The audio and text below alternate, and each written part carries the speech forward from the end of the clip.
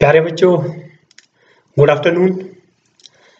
8वीं कक्षा गणित में हम राशियों की तुलना अध्याय 8 प्रश्नावली 8.2 कर रहे थे और हमने प्रश्नावली 8.2 के 5 प्रश्न किए थे और आपको होमवर्क के लिए जो 5 प्रश्न दिए थे, आपकी कक्षा से 20 बच्चों में से केवल 5 बच्चों का होमवर्क ही मुझे प्राप्त हुआ है।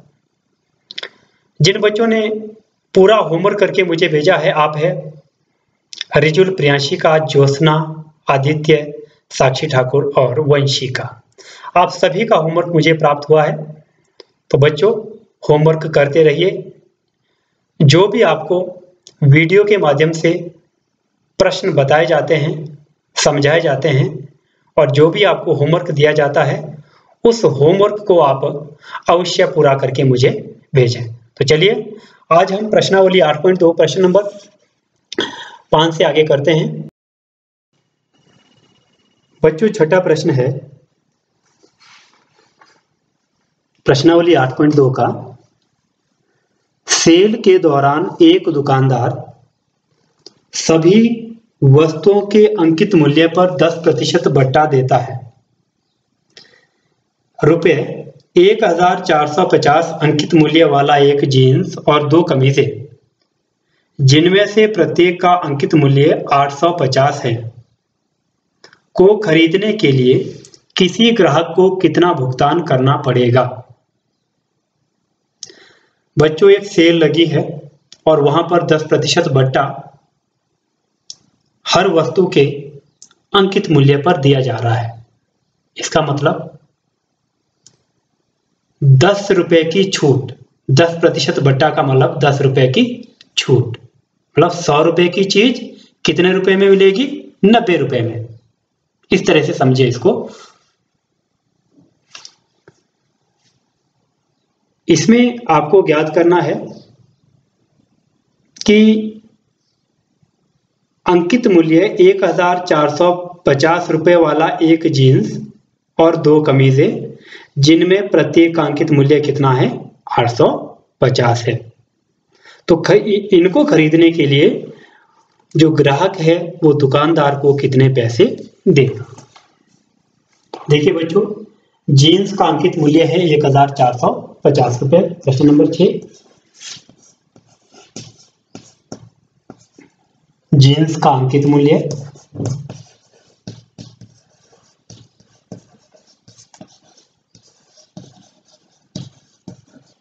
कितना है?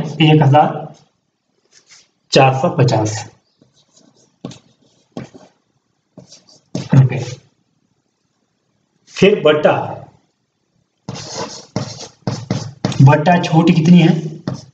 10%। अब जो ये 10% है, ये 10% किसका है? 1450 का। तो बट्टा तो कितना हुआ? 1450 का 10%। तो बच्चों, ये कैलकुलेट आपने करना है। तो बच्चों, इसको कैलकुलेट करेंगे। 1450 गुणा 10 बटे 100। 2 शून्य से 2 शून्य कट गई। इसमें रुपए लिखना है आगे। ये बनेगा 145 रुपए। देखिए बच्चों, जो जीन्स 1450 रुपए की थी, वो कितने में मिलेगी? 1450, उसमें से 145 हो जाएगा माइनस। तो जीन्स का विक्रय मूल्य क्या आएगा?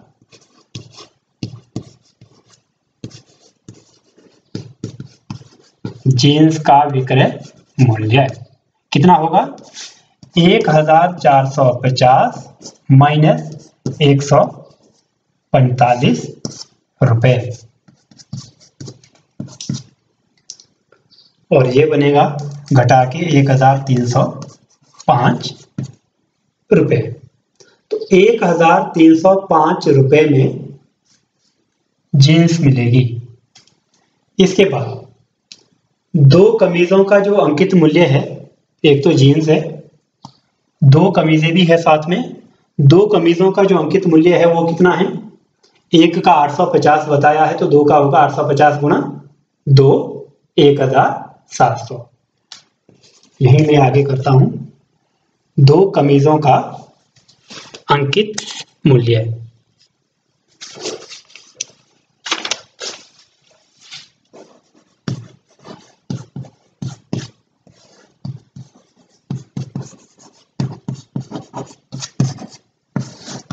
तो बच्चों दो कमीजों का अंकित मूल्य कितना है, 2 गुणा 850 रुपये, कितना बना 1700 रुपये। अब यहां पर भी जो बट्टा है वो कितना है, 10% है। तो यहां छूट कितनी मिलेगी, दो कमीजों के केस में जो बट्टा है वो कितना बनेगा, 1700, 1700 का 10%, क्योंकि हर आइटम पर 10% बट्टा है, छूट है। तो ये बनेगा 1700 गुणा 10 बटे 100 रुपए। और इसको जब कैलकुलेट करेंगे 2 0 से 2 0 कट जाएंगे, ये बनेगा 170 रुपए। बच्चों दो कमीजों पे जो रेट लगा है वो लगा है 1700। अब उसमें 170 रुपए छूट मिलनी है तो ग्राहक को कितने देने पड़ेंगे, 1700 माइनस 170।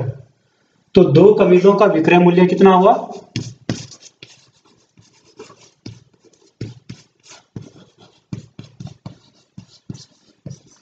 दो कमीजों का विक्रय मूल्य कितना हुआ, 1700 माइनस 170 रुपए।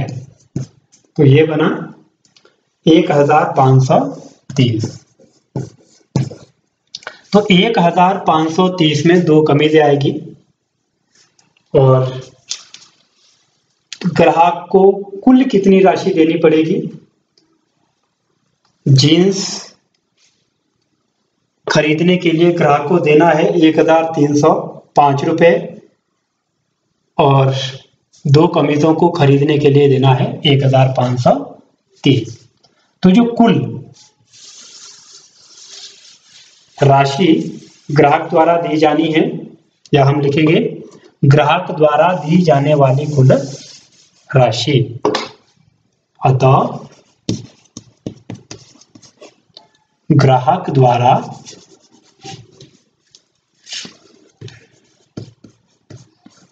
दी जाने वाली कुल राशि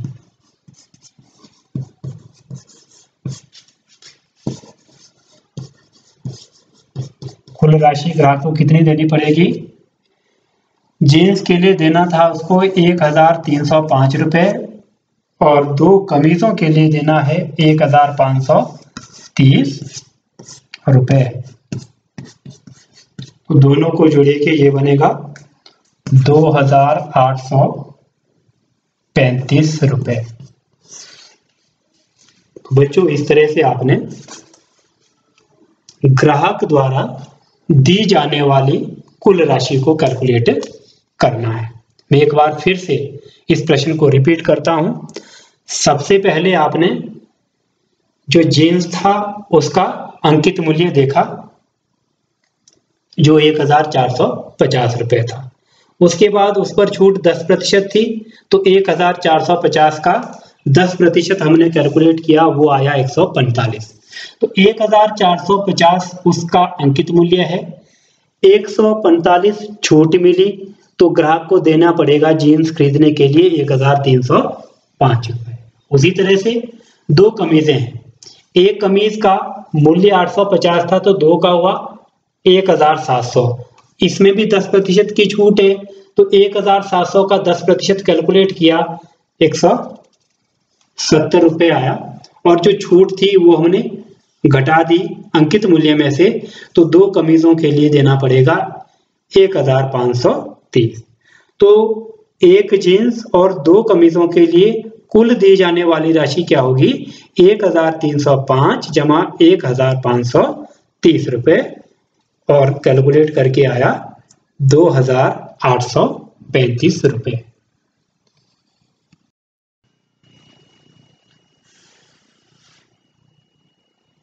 बच्चों प्रश्न नंबर 7वां है, एक दूध वाले के पास 2 भैंसें थी और उसने हर भैंस को 20,000 रुपए में बेचा। पहली भैंस भी 20,000 रुपए में बेची और दूसरी भी 20,000 रुपए में बेची।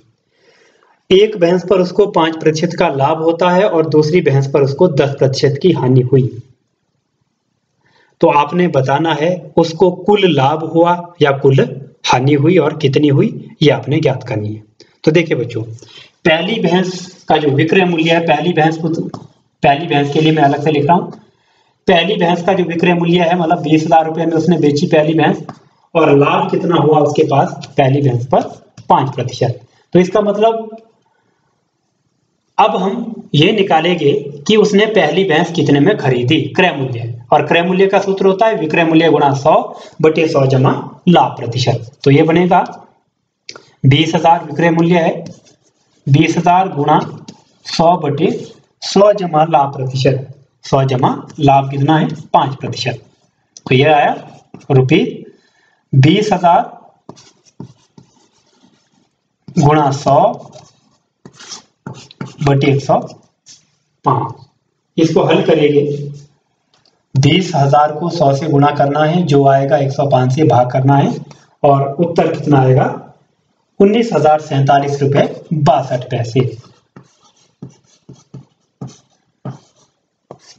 ये आपने कैलकुलेट जब इसको करेंगे, दोनों को गुणा और भाग करेंगे, कितना आएगा ₹19,047 रुपए 62 पैसे पहली भैंस का क्रय मूल्य।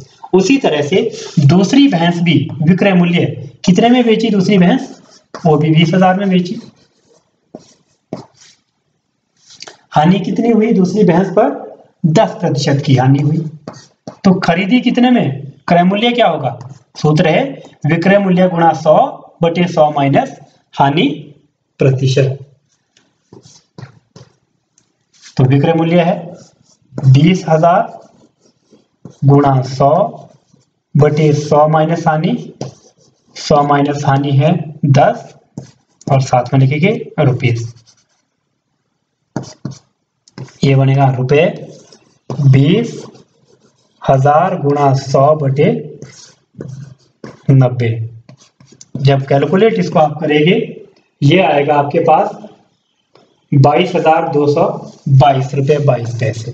22,222 रुपए 22 पैसे। तो बच्चों पहली भैंस उसने 19,047 रुपए 62 पैसे में खरीदी थी और दूसरी भैंस 62,222 रुपए 22 पैसे में उसने खरीदी थी। अब आपको बताना है कि उसको कुल लाभ हुआ या हानि। तो आप क्या करेंगे, कुल क्रय मूल्य निकालेंगे, कुल विक्रय मूल्य निकालेंगे, फिर उनका डिफरेंस कैलकुलेट करेंगे। बच्चों दोनों भैंसों का क्रय मूल्य क्या होगा, पहली भैंस का क्रय मूल्य जमा दूसरी भैंस का क्रय मूल्य, दोनों को जोड़ के आया 41,269 रुपए 84 पैसे। और दोनों भैंसों का विक्रय मूल्य कितने कितने में बेची थी, पहली भी 20,000 में, दूसरी भी 20,000 में। तो कुल विक्रय मूल्य कितना हुआ 20 और 20 40,000। अब जो विक्रय मूल्य है वो 40,000 आ रहा है और क्रय मूल्य 41,269 रुपए 84 पैसे आ रहा है। इसका मतलब जो विक्रय मूल्य है वो क्या है, कम है, किससे, क्रय मूल्य से। जब विक्रय मूल्य कम होता है तो उस केस में क्या होती है, हानि होती है। और हानि कैसे निकालते हैं हम, जो ये विक्रय मूल्य है उसमें से हम जो क्रय मूल्य है उसमें से हम विक्रय मूल्य को माइनस कर लेते हैं। तो इस तरह से आपने कैलकुलेट करना है। बच्चों प्रश्नावली 8.2 का प्रश्न नंबर 8वां 9वां और 10वां ये आप स्वयं करेंगे। तो आज आप होमवर्क के करके लाएंगे, जो आपने मुझे भेजना है प्रश्नावली 8.2 का प्रश्न नंबर 6, 7वां, जो मैंने आपको ब्लैक बोर्ड पे करवाया है, और इसके साथ साथ 8वां 9वां और 10वां। तो ये सभी 5 प्रश्न आप करेंगे और अगला वीडियो आपको परसों भेजा जाएगा। कल आप होमवर्क पूरा करेंगे। Thank you.